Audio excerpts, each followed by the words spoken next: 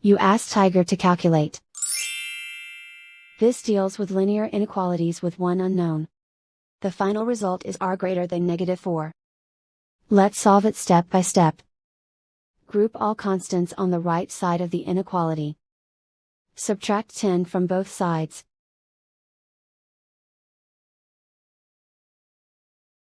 Simplify the arithmetic.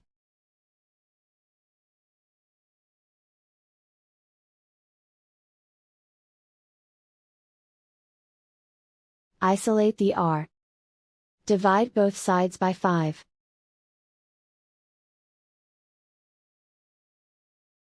Simplify the fraction.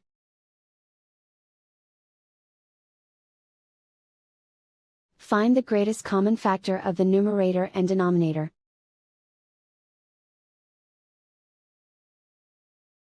Factor out and cancel the greatest common factor.